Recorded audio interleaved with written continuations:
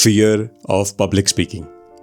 Let me begin by saying this, that fear of public speaking is rarely the fear of speaking. The words are usually not the frightening part. You know the words. You have rehearsed them 20 times before coming onto the stage, before thinking about coming onto the stage. You may even know the subject better than everyone else around in the room, whosoever they are. They could be senior people, they could be anybody. Still, the moment you stand up, you feel that 20 pairs of eyes are watching at me. Something changes.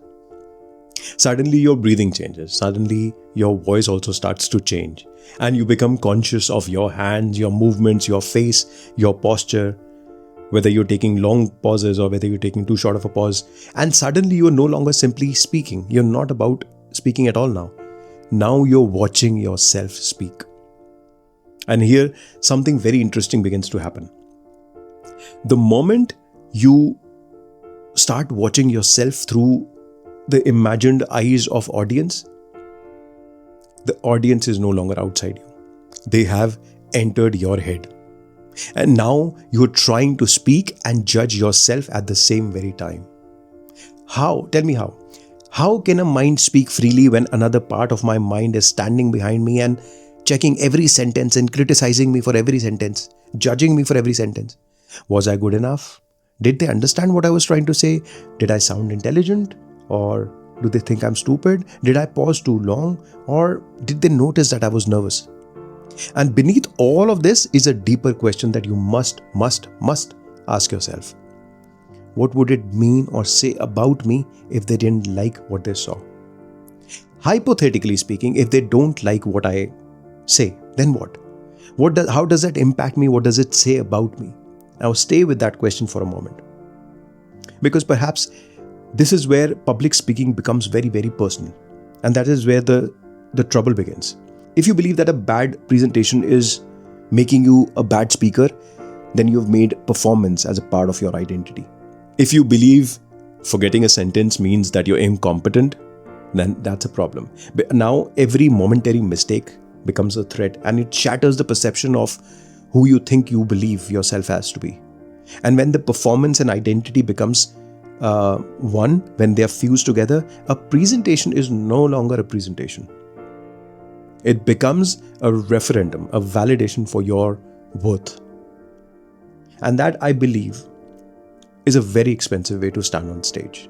It is costing you a lot. Because now you're not simply trying to communicate your idea or something meaningful. You're only trying to protect yourself. And a person who is trying to protect their identity cannot completely be available to the audience. He or she cannot communicate that idea in its true authenticity. So whenever somebody comes to me and says, Bhavesh, how do I become confident on stage? I ask them to change that question to something else. What exactly am I afraid they will discover about me? Maybe you're not afraid of the audience at all. You don't even care about them, to be very honest with you. Probably you're afraid of the version of yourself you imagine they might see.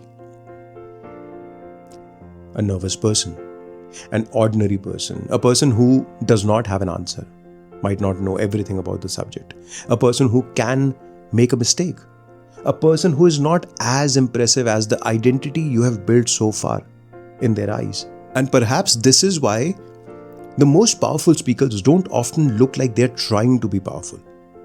They're not trying to protect their image. They are only present with the person in front of them, to the audience. And let me tell you something, this is very paradoxical. The less you try to become confident, the more naturally confidence can appear. Because confidence is not the absence of nervousness. That is how we think it is. But confidence in actuality is the absence to fight that nervousness. If your hands tremble, it is okay. Let them tremble.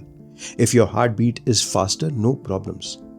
If your first sentence does not land or, in the way that you rehearsed or planned, it comes out a little differently, it is okay. Your body is allowed to know that something important is happening. That is why you're having all these bodily movements. It is all okay. You don't have to turn every sensation into thinking that it's a problem. A racing heart is not a prophecy. A dry mouth does not mean at all that it is a failure. If you're taking a pause, it is not a sign of your incompetence. Sometimes your body is simply preparing you to take an action.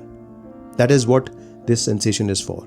And you're wasting all this energy of yours fighting these signals, that these signals should not appear or should not be seen. If you stop fighting the sensation, these signals, this information, you might just discover that there is so much energy available for the thing you actually came here to do. And that is to communicate. That is to present that idea, to connect with people, to serve your wisdom with them, to offer something incredibly invaluable. And before your next presentation, I would want you to do something else, something different. Don't ask yourself, how am I going to perform? This time, change the question to, what is this audience here for?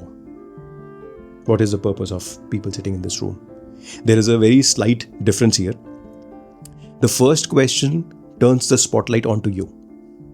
And the second question, the spotlight turns towards the people whom you're speaking to. They become the hero and they take the center stage. And I think that is one of the most profound secrets of being present on stage. Presence grows when self-consciousness becomes others' consciousness. Not in the sense of worrying more about what people might think, no. But in the sense of becoming genuinely interested in what they might need. Who in this room needs this idea? What might become clearer for someone if I say this well enough? What conversation will begin if I'm willing to speak about this? When the purpose of you doing it becomes larger than the performance itself, the performance becomes lighter automatically. But there's another layer to it. I think you might have heard of Ashtavakra Gita. It's an ancient scripture, an ancient teaching.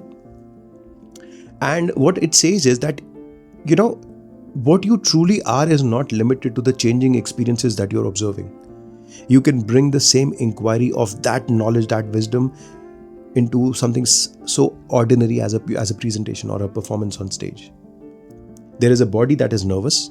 There are thoughts that say that I might fail, I might look bad. There is an identity that says I need to impress them. And there is also an awareness that can notice all of this happening. Can you notice the nervousness without becoming a nervous person? Can you notice a thought without becoming that thought? Can you notice the audience without turning their expressions, their faces into a verdict? This small distinction is extremely powerful. We at Within, there's a flagship program that I run with leaders and top executives. We call this movement as witness. We are not trying to escape the experience. We are not trying to suppress it. We are not even trying to pretend that we become fearless. We are only witnessing it. Because the moment you can observe an experience, you create a space between that experience and your identity that you've attached to it. Now the fusion has broken. And sometimes just a few seconds of that space is good enough. Good enough for you to breathe. Good enough for you to remember why you are standing there. Good enough for you to choose the next sentence instead of performing the one that you think that they want to hear. So maybe the goal is not to become somebody who never feels that fear on stage. Maybe the goal is to become someone who no longer needs to become someone else when that fear appears. And that is, I believe, some kind of a confidence. There's another question that I want you to sit with before your next presentation. If, let's say, nobody in the room could increase or decrease your worth, their thinking of whatever they want to think about does not affect or impact you, what would you finally be free to say? What you came here to say? Now, wait for that answer and stay with that answer. Because maybe the stage was never asking you to prove who you are, how good a speaker you are. Maybe it was simply giving you a space, a place to share what you already have inside you that you should share. The moment you stop asking the audience to confirm your identity, you finally become free enough to speak like a charmer on stage. Imagine how beautiful that experience would be. If you like this video, we post videos like such on topics that help you find inner peace, clarity, and helps you live a life to its infinite potential, something that life has to offer you. I think it is a wise decision, and if you're wise enough to understand this, I think you would subscribe to this channel, Mind Healing with Bhavesh. I shall be back soon with another such video with some another interesting, amazing topic. And until then, I want you to stay blessed, stay healthy, and catch hold of this wisdom if you can.